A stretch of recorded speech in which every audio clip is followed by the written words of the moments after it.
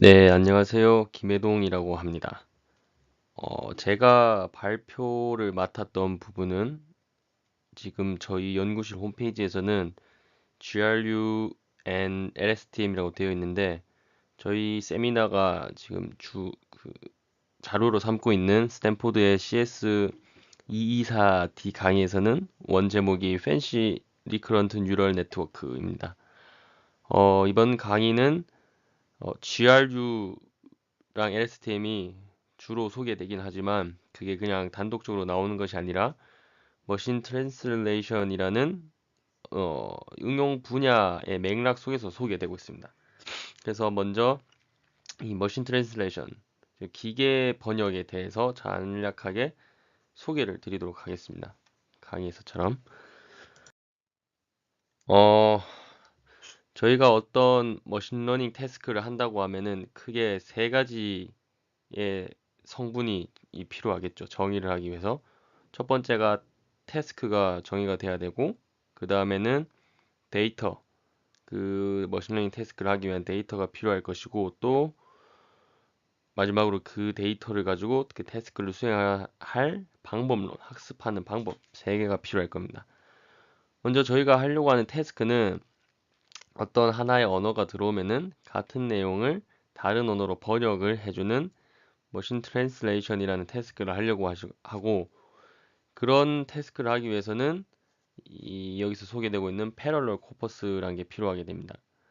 이 패럴럴 코퍼스는 어떤 거냐면은 이 같은 내용을 각기 다른 언어로 이렇게 표현한 그런 코퍼스가 됩니다. 어, 원 강의에서 제공한 예제로는 이 유럽연합의 법조문이 있죠. 이거는 같은 그 법조문을 각 유럽 그 연합 소속국 회원국들의 언어로 작성을 다 일일이 해놨겠죠. 그 다음에 또 옛날에 이 이집트에서 발견됐던 로제타 스톤 같은 것을 예로 들고 있습니다. 아, 그래서 이제 데이터가 저희한테 있고 뭘 할 건지가 정해졌으면은 이것을 달성하기 위한 방법론들이 필요할 건데요. 이 CS224D, 즉 렉처 9의 목적은 이 기계 번역이란 것을 이 모든 디테일까지 다 다루는 것이 목적이 아니라, 그렇죠?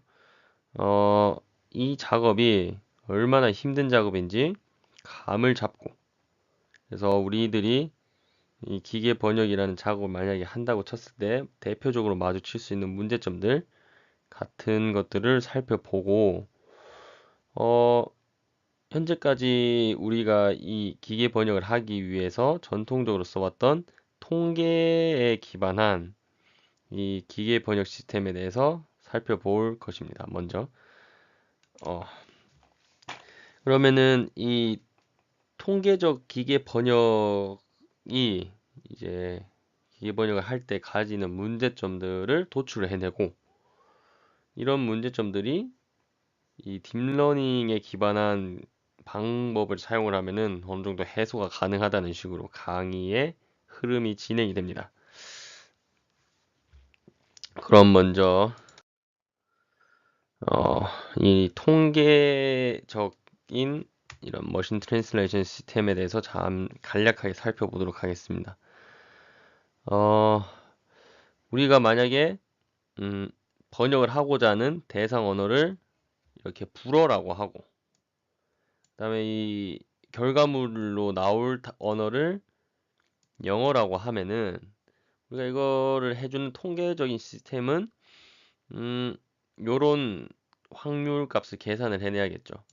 우리가 지금 가지고 있는 프렌치 F를 넣으면은 여기에 해당하는 어떤 이 영어 단어들, 영어 단어들을 탐색을 하죠. 탐색을 해서 내가 지금 가지고 있는 불어에 대해서 가장 높은 확률을 반환해주는 그런 영어 문장을 찾고 그것을 아웃풋으로 반환해줘야겠죠. 그래서 좋은 이런 시스템은 이 높은 확률이 높은 확률을 가지는 이 영어 단어가 이 불어의 적합한 이 불어를 번역한 것 같은 그런 문장을 내뱉어줘야 좋은 시스템이 되겠죠. 지금 여기 빨간색으로 색칠한 이 확률이 포스테리어이기 때문에 베이즈 룰에 의해서 이렇게 두 부분으로 분해할 수 있습니다. 분모 같은 경우는 모든 e에 대해서 같기 때문에 어차피 저희는 아그맥스를 취하고 있죠. 그래서 분모는 생략을 하고 분자 베이즈 룰로 분해한 확률의 분자만으로 계산을 해도 이 포스테리어로 찾은 최대값이랑 같게 나오게 됩니다. 그래서 여기 앞부분 likelihood에 해당되는 이 부분을 여기선 이름을 뭐라고 붙여줬냐면은 translation 모델이라고 하고 요 뒤에 P of E 요거를 language 모델이라고 하죠. 요 language 모델은 앞에서도 소개됐던 것 같은데 어떤 이 텍스트가 주어졌을 때 이 텍스트가 얼마나 그럴싸한 텍스트인지 즉 사람이 들이 사용하는 그런 이 프로퍼라는 어떤 텍스트면은 높은 확률을 내뱉어 주도록 학습이 되는 그런 모델이 되겠죠. 그래서 이런 통계 기반 시스템이 어떻게 돌아가는지를 자세히 보면은 자세히는 아니고 간략히 보면은 어떤 대상 언어가 이렇게 주어지면은 지금 요 예제에서는 불어가 주어졌죠.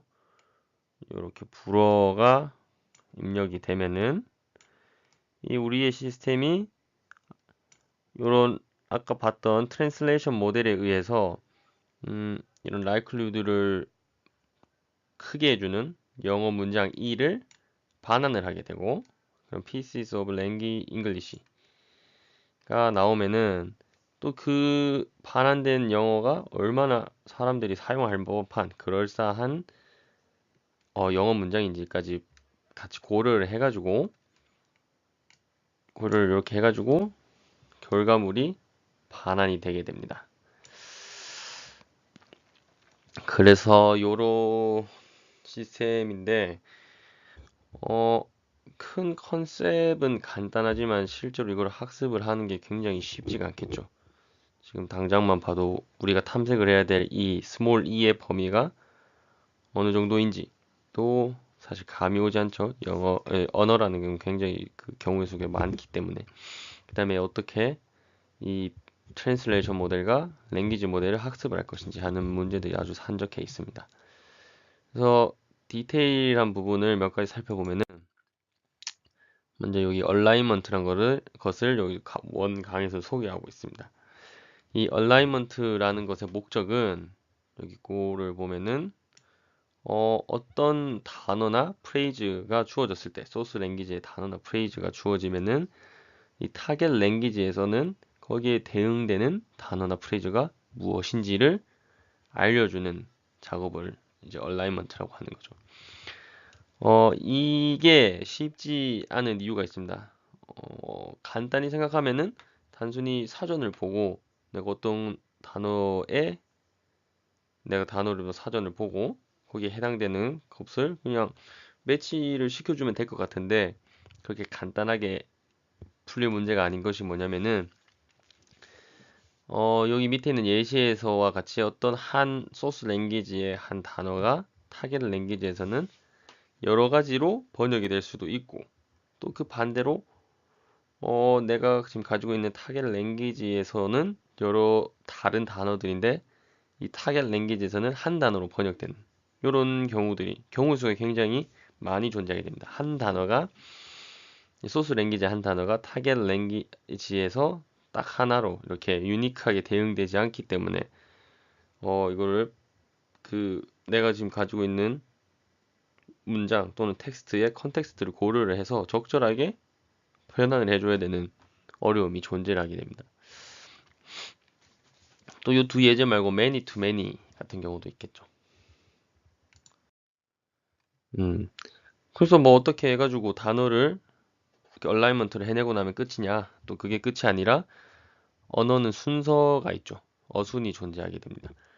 그래서 지금 예제에서 보면은 하나는 독일어고 위에 있는 건 독일어고 밑에 있는 거는 영어인데 되게 유사한 언어라고 저는 알고 있거든요. 독일어와 영어가. 심지어 그런 유사하다고 하는 이 두 언어마저도 이런 짧은 문장을 번역을 할 때도 이렇게 어순이 바뀌는 부분이 생기죠. 음, 그래서 그 메커니즘을 한번 어떻게 도식화를 해본 게 이 밑에 있는 요 예제인데요. 이게 단어와 순서뿐만이 아니라 단어와 순서는 이 얼라이먼트 통해서 여러 가지 후보들을 내뱉어 놨고 순서도 적절히 다 배치를 했죠. 그런데 여기서 다가 아니라 이제 단어들이 합쳐질 때 프레이즈가 되고 뭐 나중에 문장이 되고 하겠죠. 할 때 보면은 변형이 일어난다거나 합니다. 대표적으로 제가 재밌게 봤던 예시는 이 yes, not이라는 겁니다. 그냥 이 위에 있는 자 하여튼 요거를 변형하면 yes가 되고 요 nicht 이거를 영어에서는 not인가 봐요. 근데 이거 두 개를 그냥 단어를 얼라이먼트를 잘 해내고 오더를 제대로 줬다고 끝나는 게 아니라 이게 yes, not이 아니라 사실 이제 영어에서는 does not, is not 같이 바뀌어야 되죠. 변형이 일어나야 됩니다. 그래서 이런 게 랭귀지 모델이죠. 딱 봤을 때 사람이 봤을 때 그럴싸한 문장이냐 하는 랭귀지 모델까지 포함하는 굉장히 복잡한 모델이 됩니다. 그래서 아주 많은 경우의 수가 존재하기 때문에 이걸 제대로 번역해내는 게 쉽지 않겠죠. 그래서 굉장히 힘든 굉장히 많은 가능성을 고려해야 되는 서치 프로블럼이 됩니다. 이런 통계에 기반한 머신 트랜슬레이션 작업이란 게. 자, 그래서 앞서 간략히 설명했던 이 그 기존의 통계 기반의 기계 번역의 문제점들을 살펴보면은 이것은 굉장히 복잡하다라는 문제를 가지고 있고 앞서 소개한 간단한 걸로는 뭐 이게 다가 아니겠죠. 여기는 more details 아주 더 많은 또 디테일들이 숨어 있고요. 그래서 이 원 강의자 교수자인 리차드 같은 경우는 뭐 이 얼라이먼트만으로도 한 학기 내내 강의를 할 수 있다 어쩌고 하면서 말을 하죠. 그만큼 이게 간단하지 않은 사태라는 뜻일 것입니다. 그래서 근데 이런 디테일들을 우리가 해결을 하려면은 밑에서와 같이 이런 휴먼 피처 엔지니어링이 필요하게 되겠죠. 여기 글씨가 잘 안 보이네요. 휴먼 피처 엔지니어링. 어, 그러니까 이 앞에서 말했던 얼라이먼트니 어순이니 뭐니 하는 이 언어가 가지고 있는 특징들을 그 언어를 잘 아는 사람이 보고 이 기계가, 이제 컴퓨터가 이 특징을 잘 잡아낼 수 있도록 어떤 피처들을 저희들이 계속 설정을 해줘야 되는 거죠. 막 어순이 가지고 있는 특징을 어떻게 하면 발견해낼 수 있을지 저희가 막 이런 변수, 즉 피처를 고안을 해낼 수 있겠죠. 뭐 이런 비슷한 연구들이 찾아보면 있을 겁니다. 뭐 조사를 우리말 같은 경우는 조사를 이용해서 뭐 이 다음에 뭐가 온다던가 이런 규칙들을 이용하는 것들을 의미하겠죠. 그렇죠? 이 말을 딱 이제 여기까지만 해도 바로 딥러닝이 생각이 나죠. 딥러닝의 장점으로 말하는 것들이 이런 피처를 알아서 학습해 준다. 즉 레프레젠테이셔널 러닝이다라는 게 딥러닝의 특징이자 장점이기 때문에 아, 뭔가 이 사람 손이 많이 들어가는 게 필요하다. 그러면은 딥러닝을 쓰면 되겠구나. 이런 말들이 많이 있지 않습니까? 그래서 요 특징만으로도 우리가 딥러닝을 생각해 볼 수 있는데 이 리차드 같은 경우는 또 한 가지 더 제안하고 있는 게 있습니다. 이게 뭔 말이냐면은 이제 각 디테일을 해결하는 모델들을 따로따로 우리가 만든다 이거죠. 그래서 이 독립적인 머신러닝 프로블럼들을 이렇게 모아야지 이 기계 번역 시스템을 만들 수가 있다는 뜻입니다. 근데 이렇게 되면은 이렇게 여러 가지 모델들을 따로따로 만들어서 나중에 합쳐주는 식은 절대 어떤 최적점을 찾을 수가 없을 거란 거죠. 왜냐하면은 애초에 만들 때 이걸 모든 걸 고려해서 만들지 않았으니까 그냥 따로따로 푼 게 어떻게 최적이 되겠느냐. 옵티멀이 아닐 것이다 라는 말을 하고 있습니다. 이거의 반대급부가 이제 엔드 투 엔드 방식의 러닝이죠. 요거는 우리가 필요한 모든 것들을 다 이렇게 한꺼번에 연결을 시켜서, 연결을 한다는 말은 어떻게 미분 가능한 함수 등을 이용해 가지고 하나의 학습 가능한 이 어떤 집단으로 만들어야겠죠. 그 다음에 계산한 로스 하나를 가지고 얘를 한꺼번에 이제 학습을 하는 게 엔드 투 엔드 방식입니다. 아마 이런 방식을 쓰는 게 더 효과적인, 더 효율적인 그런 해를 찾는 데 도움을 줄 것이다 라고 이 리차드가 말을 하고 있죠. 그래서 딥러닝 투 더 레스큐 라는 식으로 말하고 있습니다. 그래서 여기서 지금 저희가 방금 도출한 문제들, 엔드 투 엔드 방식으로 학습을 하고 싶다. 사람의 피처 엔지니어링이 덜 들어가는 방식으로 학습을 하고 싶다 라는 목적, 그리고 더 성능이 좋아야겠죠. 그런 걸 위해서 딥러닝을 사용하려고 합니다. 오케이. 그래서 지금부터는 이 기계 번역에 사용될 수 있는 딥러닝 구조들 몇 가지를 배워보겠습니다. 배워본다. 어, 그래서 맨 먼저 가장 간단하게 생긴 모델을 먼저 봐보도록 하겠습니다. 요 밑에 지금 소스 랭귀지로 이 인풋으로 준 것도 이게 독일어인데요. 요게 번역이 되면은 멋진 소스로 번역이 돼야 됩니다. 어, 그러기 위해서 이제 우리가 언어를 다뤄야 되기 때문에 이 어떤 시퀀셜한 데이터를 다룰 수 있는 RNN을 생각해 볼 수 있겠죠. 근데 이 RNN을 어떻게 적용할 거냐 봤더니 이 번역이란 거는 내가 타겟이 아니야 뭐야 소스 랭귀지를 받아들이고 그거를 변환해주는 이렇게 두 단계로 이루어져 있죠. 그래서 이 두 가지의 RNN을 이용해 가지고 하나는 그 소스 랭귀지를 받아들이는 인코더 역할을 하고 나머지 하나의 또 그 나머지 하나의 RNN은 그 인코딩한 데이터를 가지고 타겟 랭귀지로 변환해주는 디코더 역할을 할 수 있겠죠. 그래서 밑에 있는 그램에서와 같이 이 빨간색, 검은색, 빨간색, 자주색 같은 요 부분이 인코더 역할을 하는 요 놈.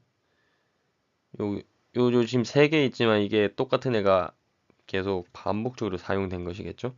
그래서 요 친구가 지금 인코더 역할을 하고 있고, 여기 파란색 얘가 디코더 역할을 하고 있어서, 이 독일어를 인코더가 어떻게 변환을 해 주겠죠.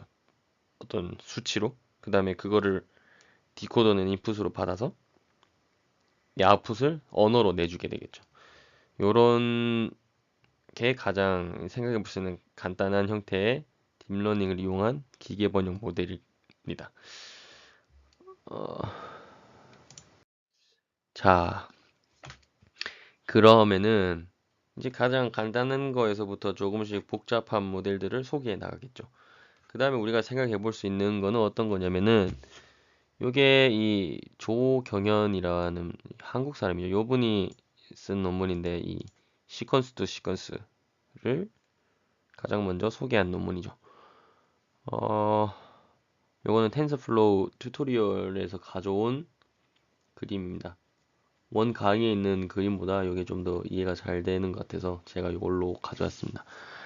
이 앞에서 봤던 심플리스트 트랜슬레이션 모델이랑 뭐가 다르냐면은 요 제가 동그라미를 쳐놓은 요 밑부분이 다르죠. 요 밑부분이 뭐냐면은 아까는 그 소스 랭귀지를 인코더가 요까지가 인코더인데 요 받아들이고 그걸 가지고 계속 아웃풋을 내뱉기만 했죠.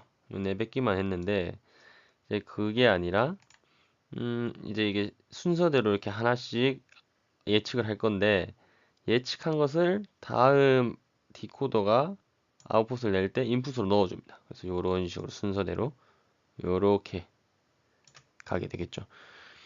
그래서 보면은 원래 이 디코더가 자기 자체적으로 만드는 요 히든 스테이트 값만 가지고 예측을 계속 해나가는 게 앞에서 봤던 모델 1이었다면은 우리는 요 y라는 값도 이용을 하게 되는 거죠. 요 c 이거는 인코드에서 나오면서 이거는 앞에서도 당연히 썼던 것이고요. 그래서 이게 테스트를 할 때는 확실히 이렇게 하는데 제가 봤던 것들 중에서는 학습을 할 때는 여기 이 디코더 인풋으로 넣어주는 부분을 우리가 뭐 학습 데이터는 참값을 알고 있으니까 참값을 즉 truth value를 넣어줘 가지고 예측을 하는 식으로 학습을 하는 경우도 있습니다.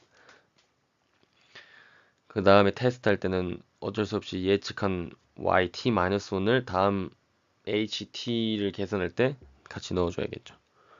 오케이. 자, 요게 이제 두 번째 소개되는 모델입니다. 그 다음에 3, 4, 5번은 어떤 것이냐면은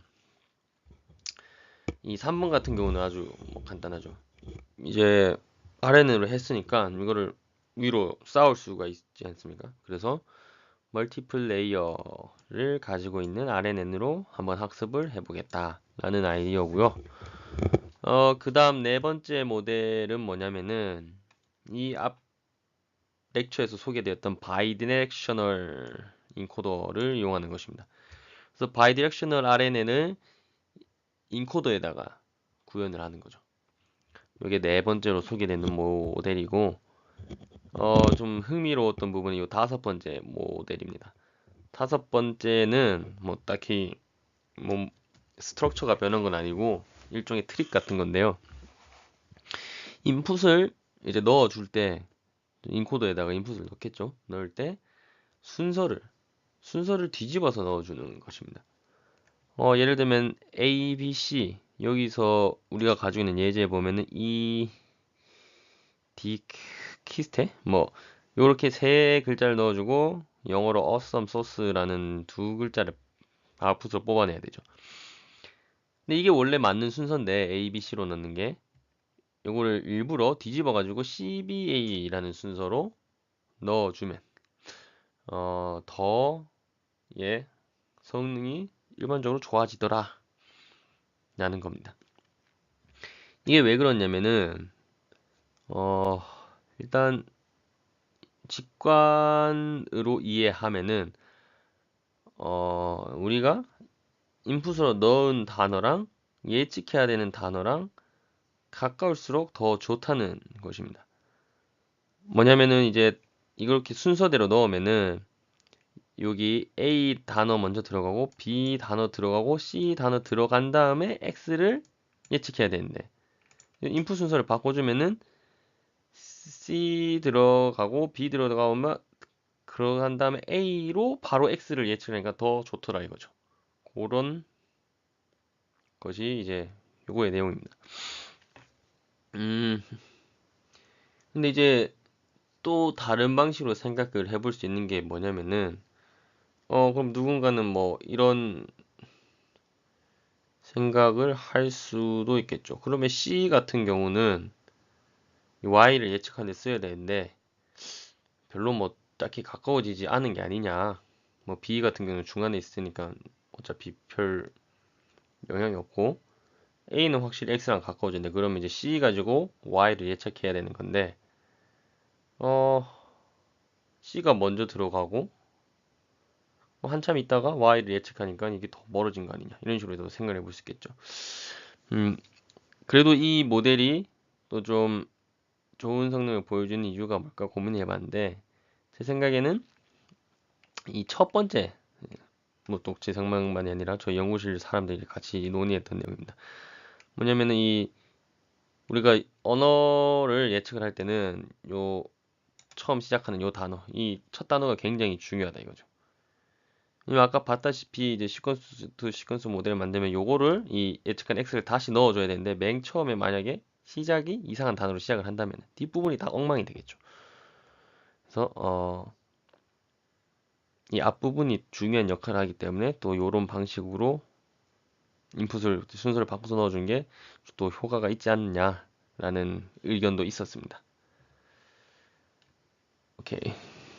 자, 그래서 이 넣는 단어랑 예측하는 단어랑 가까워진다라는 거는 이 리차드의 의견이고, 첫 번째 단어가 좀 중요할 것이다라는 거는 저희 연구실 사람들이 함께 도출해낸 의견입니다. 한번 생각해 볼 만한 그런 여지가 있는 거죠. 다음에 소개해드릴 모델은 더 좋은 유닛을 사용한 모델입니다. 지금까지 이제 RNN의 어떤 RNN을 이용한 기계학습 모델들의 변형들을 봤는데요. 이런 것들 중에서 가장 획기적인 성능 향상을 보여주었던 모델은 앞에서 봤던 그런 것들보다 이 RNN의 유닛 자체를 어떻게 건드린 그 연구들이 가장 좋은 성능을 보여주었습니다. 그런 거에 크게 두 가지 종류가 있는데, 하나는 GRU라는 거고 하나는 LSTM이라는 것입니다. 그래서 먼저 GRU에 대해서 소개해 드리도록 하겠습니다. 사실 이 GRU와 LSTM의 목적과 개념 자체는 굉장히 비슷합니다. 둘 다 게이트라는 것을 사용을 합니다. 이 게이트를 사용해서 하고자 하는 목적은 뭐냐면은 이 원래 RNN이 고안이 될 때도 하려고 했던 것을 하려고 하죠.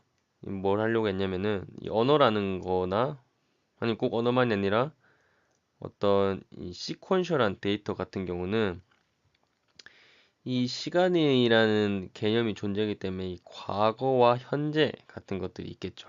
그렇죠? 그런데 지금 당장 현재의 정보만이 아니라 과거의 정보가 현재에 영향을 미치게 되겠죠. 그렇죠? 언어 같은 경우는 어순이 있어서 앞에 있던 어떤 단어나 문장이 뒤에 있는 것을 해석을 하는데 필요를 하게 되고 그렇지 않습니까? 그래서 내가 이 과거에 있는 정보들을 계속 보존을 하면서 현재에 맞게 적절하게 사용을 하고 싶다라는 건데, 이 RNN이 원래 가장 이상적으로는 이런 걸 할 수 있어야 되는데 사실 그렇지가 않죠. 그래서 아까 말했다시피 과거의 정보를 현재에 잘 반영을 해주기 위해서 이 게이트라는 걸 이용하게 됩니다. LSTM이나 GRU나. 그래서 이 과거의 정보를 현재에 내가 적절하게 사용을 하고 싶다, 그런 목적을 하고자 하는데 그걸 게이트라는 것을 이용해서 하게 되죠. 게이트라는 거는 원래 이제 게이트가 뭐 열고 닫는 그런 거 아니겠습니까? 그래서 그거를 어떻게 구현을 하냐면은 이 시그모이드 펑션을 이용해서 게이트를 구현해 주게 됩니다. 시그모이드는 이미지가 0과 1 사이로 이렇게 바운드가 돼 있으니까 0일 때는 게이트가 닫힌 거고 1일 때는 게이트가 열린 게 되겠죠. 게이트가 열리고 닫힐 때 어떤 일이 벌어지는 또 뒤에 자세히 설명을 하겠습니다.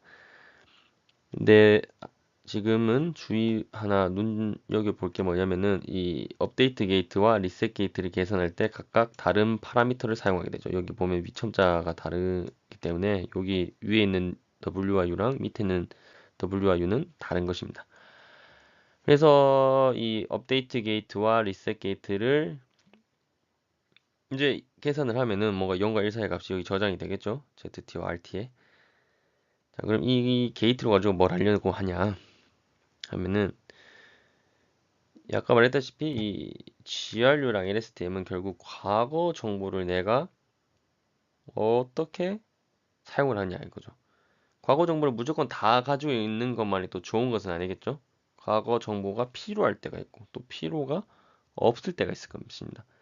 근데 그러면은 그것을 이제 게이트라는 걸 이용해서 적절히 조정을 해주게 되겠죠. 내가 게이트로 과거 정보를 얼마나 보존을 해줄 것인지, 아니면 얼마나 없을 것인지. 그래서 이 게이트가 0이 돼서 닫히면은 안 하는 거고, 1이 돼서 열리면은 완전 해주는 거고, 뭐그 사이에 있는 값이면은 뭐 반만 열어주고 이런 식이 되겠죠.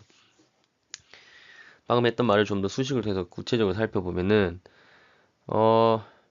결국 저희가 이 GRU라는 유닛이 아웃풋을 계산을 할 때 사용되는 값은 요 ht 틸다라는 걸 이용하게 되는데요.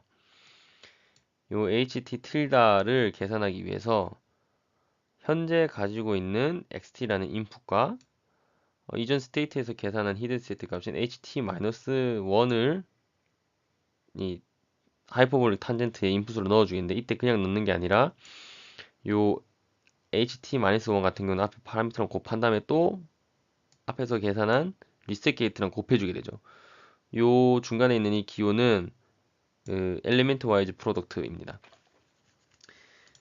그러면은 이 UHT-1의 각각의 원소에다가 0과 1 사이의 값이 곱해지게 되겠죠. 곱해져서 0에 가까운 값이면은 그때 HT-1이 값이 거의 0에 가까이 없어질 것이고, 그러면은 그 말 뜻은 이 과거의 정보를 반영을 하지 않겠다는 뜻이 되는 거죠. 근데 RT가 1에 가까워지면은 이 과거 정보를 많이 반영을 해주게 되는 겁니다. 근데 이 HT 틸다는 그대로 이게 아웃풋으로까지 이어지는 게 아니고, 여기서 그래서 제가 캔디데이트라고 써놨죠. 이게 될 수도 있고 안 될 수도 있습니다. 그래서 이 HT 틸다 같은 경우는 가만 보면은 오케이, 과거 정보랑 현재 정보를 이렇게 혼합을 하는 역할을 해주게 되겠죠. 그렇죠. 그래서 근데 이때 과거 정보는 얼마만큼 쓸 것인지를 리셋 게이트를 이용해서 결정을 하고, 그 다음에 계산을 해가지고 이 과거 정보랑 현재 정보를 섞었다면은 이거를 진짜 최종적으로 내가 이제 이런 아웃풋을 내비켜주는 어떤 걸 메모리라고 부릅니다. 일반적으로 이 메모리에 반영을 해줄 때 이걸 반영을 해줄 것인지 말 것인지를 이 업데이트 게이트를 이용해서 이 결정을 하게 됩니다. 그러니까 한번 보시면 업데이트 게이트가 1이면은 이 부분이 0이 돼가지고 HT 틸다가 0이 되겠죠. 아예 반영이 안 되겠죠. 그렇게 되면은 그때는 얘는 1이니까 HT-만 살아내서 업데이트 게이트가 1이면은 이때는 지금 현재 정보와 과거 정보를 짬뽕한 HT 틸다는 쓰지 않고 과거 정보만 내가 계속 가져가겠다. 과거 정보를 계속 그대로 온전히 유지하게 되겠죠. 근데 만약에 이 ZT가 0이 되면은 HT-1는 완전 버리게 되겠죠. 그리고 내가 현재 계산한 HT 틸다만 가지고 가게 됩니다. 그 다음에 이 사이에 또 값을 조정해 줄 수 있겠죠. ZT 값이 0과 1 사이로 변환을 하니까. 그래서 이제 한 번 더 요약을 하면은 GRU는 Gated Recurrent Unit의 약자입니다. GRU는 이 계속 시퀀셜한 데이터를 다루다 보니 생기는 이 과거의 정보들을 현재 얼마나 어떤 식으로 반영을 해줄 것인지를 게이트를 이용해서 결정을 하게 됩니다. 그때 리셋 게이트와 업데이트 게이트 두 가지가 있는데, 리셋 게이트는 내가 지금 현재 보고 있는 데이터와 과거 데이터를 혼합을 해서 어떤 새로운 정보를 만들 때 과거의 정보를 얼마만큼 반영해 줄 것인지를 결정을 하게 되고, 이렇게 계산한 어떤 값을 실제로 내가 메모리에 반영을 얼마나 해줄 것인지를 업데이트 게이트라는 걸 이용해서 하게 됩니다. 이 두 가지를 적절히 혼합하면은 과거 정보를 그대로 반영할 수도 있고 없앨 수도 있겠죠. 현재 정보만 온전히 반영을 해줘. 그리고 그 사이에 이런 스펙트럼들까지 다 어떻게 학습을 할 수 있게 됩니다. 그러면은 LSTM 같은 경우는 제가 따로 설명을 하지 않겠는데, 저게 왜냐면 우리 연구소에서 이미 한번 요 내용을 다뤘거든요. 그래서 이 LSTM에 대한 정보는 여기서 찾아볼 수 있습니다. 요 블로그로 따라가 보시면 되고요. LSTM도 아까 사실 앞에 설명드렸던 거와 비슷한데, 다른 게 뭐냐면은 GRU가 LSTM보다 좀 더 간단한 구조를 가지고 있습니다. LSTM은 셀 스테이트라는 거를 따로 두게 돼서 이 셀 스테이트가 아까 앞에서 말했던 메모리 역할을 하게 되죠. 그래서 이 셀 스테이트의 정보들이 흐르고 있는데, 내가 지금 현재 있는 거를 셀 스테이트에 얼마만큼 반영을 해줄 것인지 말 것인지 이런 걸 결정하고 이 셀 스테이트에 있는 값으로 히든 스테이트의 값을 계산하고 아웃풋을 계산하고 이런 식으로 어쨌든 셀 스테이트를 다 매개해서 어떤 작업들이 이루어지는데 GRU는 이거를 그냥 히든 스테이트랑 합쳤죠. 셀 스테이트랑. 그 다음에 가만 보시면은 GRU는 forget과 input 게이트를 하나로 합쳤습니다. 그렇죠. 이 업데이트 게이트라는 게 아까 앞에서 봤다시피 이게 ZT인데 ZT 곱하기 뭐 플러스 1 마이너스 ZT 그래서 ZT랑 1 마이너스 ZT를 이용해서 하나를 가지고 두 가지를 조정하게 되죠. HTT랑 HT-1일 근데 LSTM의 가까이 돼서 게이트가 따로 있습니다. 근데 GRU는 요거를 하나로 합쳤죠. 그래서 셀 스테이트가 없어졌고 게이트 수가 하나 줄어가지고 더 간단한 구조를 가지고 있습니다. 그래서 이 성능이 누가 더 좋냐에 대해서 의견들이 분분하던데 뭐 어떤 사람들은 좀 간단한 데선 GRU가 더 좋고 길고 복잡한 데는 LSTM이 더 좋더라 이런 말을 하는 사람들도 있고 어쨌든 그래도 확실한 건 둘이 성능이 비등비등하다는 겁니다. 어쨌든 사용할 때 저는 특징을 알면 좀 좋겠죠. 그래서 이제 GRU에 대해서 간략한 개념만 설명을 했고 이제는 좀 더 구체적으로 이게 어떻게 동작을 하는지 좀 자세히 뜯어보도록 하겠습니다. 그래서 GRU의 계산 그래프를 제가 한번 그려봤습니다. 요 계산 컴퓨테이셔널 그래프라고 하는데 요거는 그 스탠포드의 CS231N 강의에서 소개되는 내용이죠. 앙드레 카바신가 그분이 했던 건데 그거를 제가 GRU에다가 적용해서 한번 만들어 봤습니다. 오케이. 이게 어떻게 동작하는지는 또 그 스탠포드 강의를 보셔도 되고 저희 연구실에서도 이 부분을 다뤘어요. 그래서 한번 찾아보시면은 쉽게 찾을 수 있을 겁니다.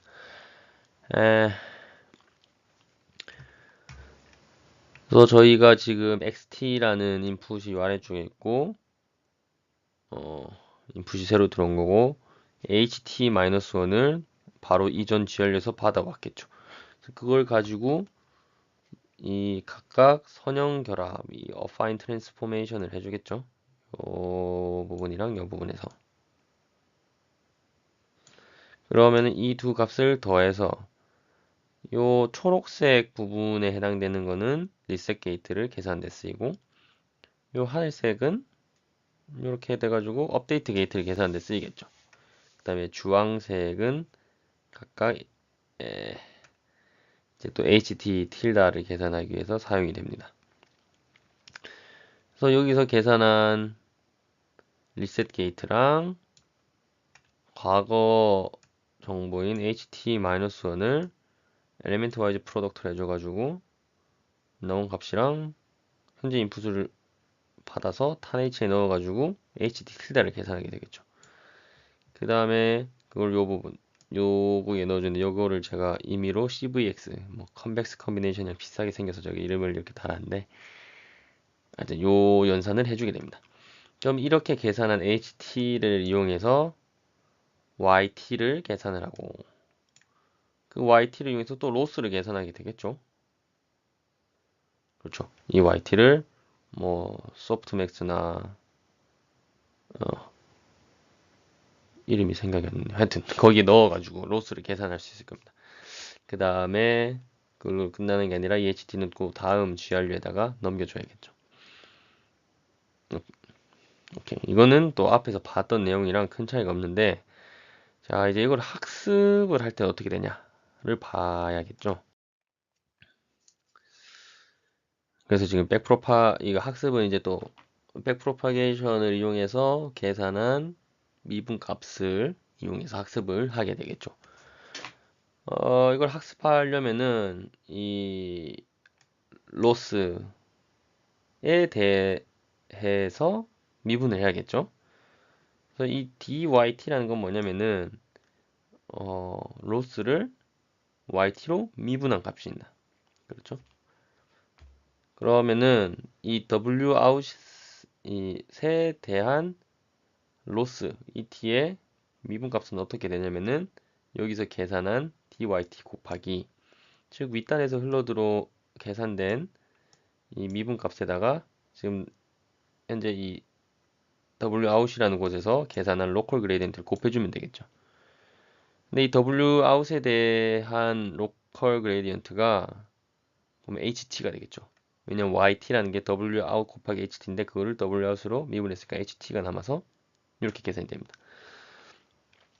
그 다음에 또 이 dyt가 위로도 이렇게 요로 영향을 미치겠죠. 윗부분에. 그래서 요 부분에서 계산하는 dht.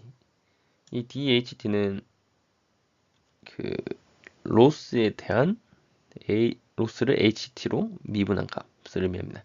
요거는 dyt 곱하기 wout 이렇게 되겠죠. 원래 이 곱하기 연산자가 미분을 하게 되면은 w에 대해서 미분하면 h에 대해서 미분하면 w를 곱해줘서 이렇게 바꿔주는 역할을 하게 되죠. 그래서 dht까지는 이렇게 쉽게 할 수 있는데 이제 다음에 얘를 미분하려고 봤더니 요거 아까 엘리멘트 와이즈 프로덕트라고 말했던 얘기 있죠. 이 엘리멘트 와이즈 프로덕트가 하다마일드 프로덕트라고도 부른다고 합니다. 그래서 이 두 벡터를 하다마일드 프로덕트를 했을 때 미분을 하면 어떻게 되느냐를 한번 보도록 하겠습니다. 그래서 엘리멘트 와이즈 프로덕트를 해주게 되면은 계산이 이런 식으로 되겠죠. 각각을 곱해주면 되니까 원소별로.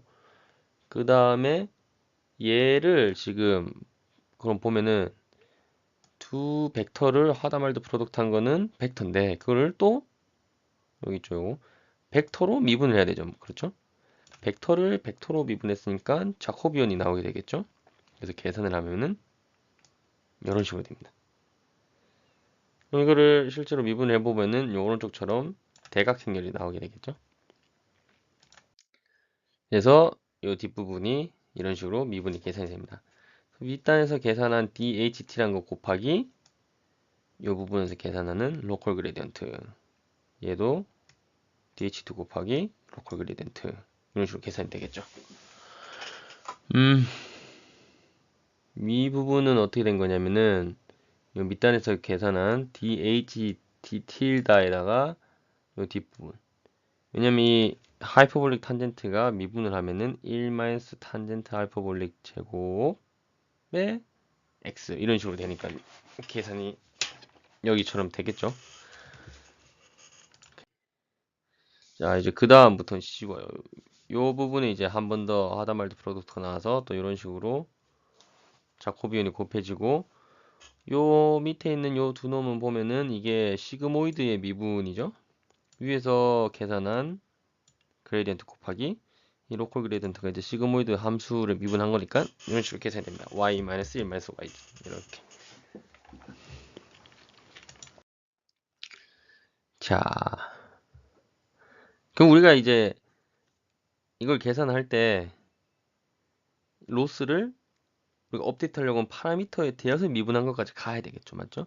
요 중간 단계가 결국은 요 끝에 있는 얘네들을 향해서 가게 되는 게 됩니다. 지금 거의 다 왔네요. 짠, 뒤로 넘어가면 결국 우리가 원했던 거를 이렇게 계산하게 됐죠. 여기 보면은 이런 식으로 앞에서 미분하는 거 곱하기 뒤에서의 로컬 그레이디언트 이런 식으로 계속 해 나가가지고 결국은 우리가 원했던 업데이트해야 되는 파라미터에 대한 미분까지 찾아내게 됐습니다. 그렇죠. 하지만 이것만으로 U와 W를 UH와 WX를 업데이트 해주면 안 되겠죠. 앞에서 계산한 이 Wout 같은 경우는 당장 계산한 이 그레디언트로 업데이트를 해줘도 되는데 이 WX랑 UH는 상황이 좀 다릅니다. 왜냐면 얘네들은 계속 반복적으로 쓰였던 애들이죠. 뭐냐면 HT-1을 지금 HT를 계산하는 데 쓰이는데 이게 HT-1을 계산하는 데도 쓰였고 T-2를 계산하는 데도 쓰였죠. 그래서 이게 여러 번 쓰였기 때문에 당장 스텝 T에서만 대해서만 계산한 걸로 파라미터를 업데이트하면은 안 됩니다. 그래서 이제 이런 거를 백프로파게이션 through time이라고 하죠. 이제 타임 스텝이 여러 번 진행되면서 계속 반복적으로 쓰였던 거를 백프로파게이션으로 미분을 개선하려고 하니까 요런 멋진 이름이 붙었죠. 자, 그러면은 이걸 어떻게 하면 되냐? 이 계산 그래프로 백프로파게이션을 나타내면 좋은 게 실제로 어떻게 이 컴퓨터를 이용해서 이걸 계산하는지를 쉽게 볼 수가 있겠죠. 그렇죠? 사실 백프로파게이션이 가지는 큰 장점도 그런 컴퓨테이셔널한 부분도 있으니까요. 그래서 이 계산 그래프 상에서 어떻게 하면은 BPTT를 구현을 할 수 있을지를 보면은 이제 어떻게 이거를 바로 코드로 옮길지도 쉽게 알 수 있겠죠. 생각보다 이 구현 자체는 굉장히 간단합니다. 아까 이 미분 계산할 때 가만 보면은 요 부분을 사실 계산을 안 했었죠. 요거는 뭐냐면은 이제 요 로스에 대해서 계산한 미분이 사실 요 HT-1이랑도 연결이 돼 있죠. 여기에 대해서도 미분을 해줬어야 됐죠. 근데 이거는 이제 미분 한 값을 어디로 넘겨주냐? D 스텝으로까지 넘겨주게 됩니다. 여기서 이제 이걸 넘겨주게 되겠죠. 이거 계산하면은 DHT 곱하기 로컬 그랜트가 이렇게 되겠죠. 이거를 이제 수식으로도 이제 한번 봐보면은 이게 됩니다. 로스를 아웃풋으로 미분하고 그걸 다시 히든으로 미분하고 그거를 이전 히든으로 즉 t-1의 ht-1으로 미분한 값이 되겠죠. 그것을 요 t-1 스텝에서 어떻게 처리를 하냐면은 아까 그 앞에서 봤던 걸 델타 t라고 정의를 했죠.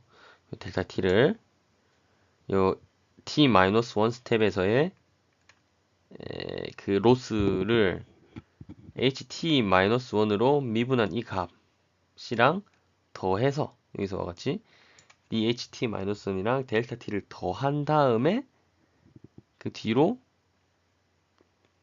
이제 이거를 이제 이 어퍼 레벨에서의 그레이디언트라고 하고 밑으로 흘려보내 보시면 되겠죠. 그럼 t-1 스텝에서 이렇게 하면은 t-2 스텝에서는 어떻게 하냐? 아까와 같이 델타를 다시 계산해 가지고 또 t-2로 보내줘서 그땐 t-2 이 델타 t-1이 이제 t-2에서는 오겠죠. 그거랑 또 dht-2를 계산해서 더해가지고 각각 파라미터에 대해서 미분하게 됩니다. 하면 됩니다. 좀 더 자세히 살펴보도록 하죠. 그래서 만약에 t가 3이라면은 1, 2, 3 이렇게 세 스텝이 반복이 됐으면은 이런 다이어그램처럼 되겠죠. 그렇죠. 원래 이 백프로파게이션 through time이라는 게 수식으로는 여기 파란 박스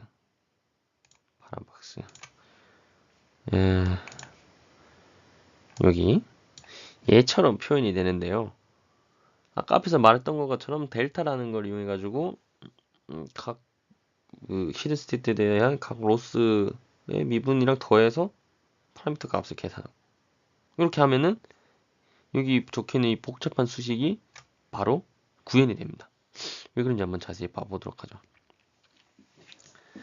자, 이제는 좀 간략하게 보기 위해서 수식을 동원을 하겠습니다.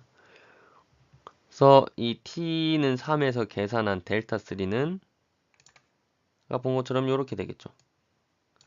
뭐냐면은 스텝 3에서의 로스를 아웃풋으로 미분하고 아웃풋을 다시 H3로 미분하고 그거를 파라미터에 대해서 미분하는 게 아니라 이전 스텝의 히든 스테이트 값 H2로 미분을 하겠죠. 그 다음에 그거가 이제 델타 3고 델타 3를 t equal 2에서 받아가지고 이게 델타 3죠. 이 부분까지가. 그 다음에 그거를 더한다고 했죠. 뭐랑 스텝 2에서의 로스를 아웃풋으로 미분하고 그걸 다시 H2로 미분한 값. 요거랑 더해서 그 다음부터 뭘 한다고 했죠. 그 다음에 이제 그걸 가지고 파라미터를 계산해야 되는데 그거에 앞서서 이제 한번 연결되어 있는 것들을 다 보기 위해서 델타 2를 먼저 만들어 보도록 하겠습니다. 그래서 이게 윗단에서 흘러 들어온 이제 그레디언트인데 이거 곱하기 h2를 파라미터로 미분한 게 아니라 이렇게 h1으로 미분한 거를 하면은 곱해주면은 그게 델타 2가 되죠. 그다음에 또 t 1에서는 다시 델타 2에다가 이 1에서의 로스를 h1으로 미분한 값을 더해서, 근데 이제 h1은 뭐 델타 1을 계산할 게 없죠. 뒤로 흘려 보내줄 게 없으니까. 그래서 바로 이제 h1을 뭐 h0 이런 걸로 미분하는 게 아니라 파라미터에 대해서 미분하게 됩니다. 이 w는 앞에서는 wx라고 제가 썼었죠. 근데 그걸 이제 간략하게 하기 위해서 그냥 w로 썼습니다. 그래서 이렇게 계산을 하게 되면은 이게 막 이 과정을 거쳐서 요렇게 길게 풀리게 되죠. 자, 생각해보면 우리의 원래 목적이 이 결국은 파라미터에 대해서 미분을 해야 되는 거죠. 그래서 1에서는 앞에서 같이 이렇게 계산했습니다. 근데 이제 그리고 3에서도 우리가 앞에서 계산 그래프를 보면서 직접 했죠. 이렇게 계산을. 그렇죠. 그럼 2에서는 이제 계산을 안 해봤죠. 2에서는 그냥 델타 2만 계산하고 말았는데 이제 실제로 어 델타 3 더하기 2 스텝 2에서의 그 로스를 H2로 미분한 거랑 델타 3랑 더한 거를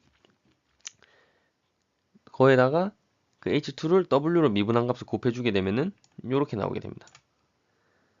아까 스텝 1에서 계산했던 것처럼 그걸 해주면 되겠죠. 이전에서는 그냥 이걸 안 하고 델타 2만 계산하고 넘어갔는데 델타 2도 계산을 할 수도 있고 W에 대해서도 미분하면 되겠죠. 맞죠? 뭔 말이냐면은 델타 3 더하기 E2를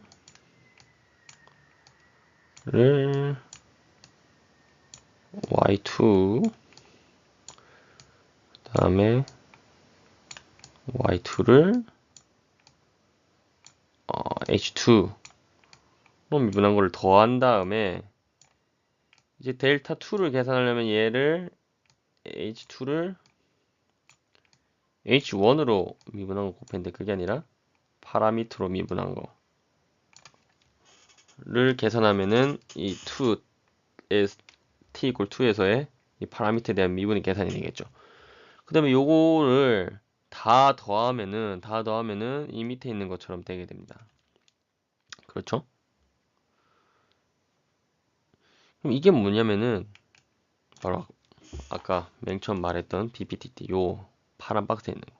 그럼 똑같아지죠. 사실. 그렇죠. 그래서 이 BPTT란 거는 내가 지금 내가 타임이 1부터 3까지 지금 아웃풋이 3개 나왔으면은 지금 로스를 계산해야 되는데 이제 맨 끝에서부터 계산을 시작하겠죠. 3에서부터. 그래서 스텝 3에서 내 로스에 대한 파라미터의 로스를 계산을 했는데 로스가 아니라 미분을 계산을 했는데 미분값을 가만 봤더니 이 히든 스테이트란 게 이전에서도 쓰였고 그 이전에서도 쓰였으니까 지금 t 이퀄 3에서의 히든 스테이트가 이전 히든 스테이트들에서 어떻게 반응하는지를 그 부분이 요 빨간 박스겠죠. 그걸 반영을 해줘야 된다는 겁니다. 그 다음에 모든 스텝에 대한 거를 이제 다 더해줘야 되는 건데 그거를 앞에서 봤던 것처럼 이렇게 내가 실제로 이제 계산할 때 이건 사실 이해하기 위한 수식이고 요거를 뭐 바로 막 컴퓨터로 이게 내가 이 값을 계산하는데 쓰긴 좀 어렵겠죠. 어떻게 하면 되겠냐 봤더니 이런 식으로 델타라는 것들을 이용해가지고 그거를 더해가지고 각 스텝에서 파라미터를 계산을 하면은 이게 그냥 구현이 됐죠.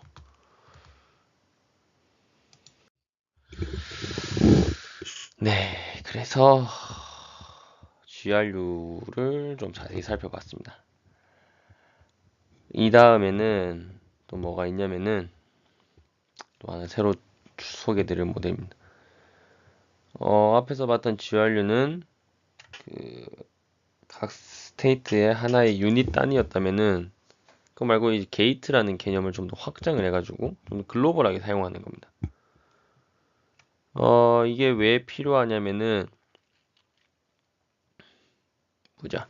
이 언어라는 거는 어떤 계층적인 구조를 가지고 있잖아요. 그러니까 언어가 있으면 이거를 막 트리로 쪼개는 그런 게 있죠. 파싱 같은 거 한 예제를 보면은 그런 것처럼 하이라키얼한 어떤 구조를 가지고 있는데 이런 거를 다루려고 하면은 RNN을 스태킹을 하면은 되더라 이거죠. 그렇죠.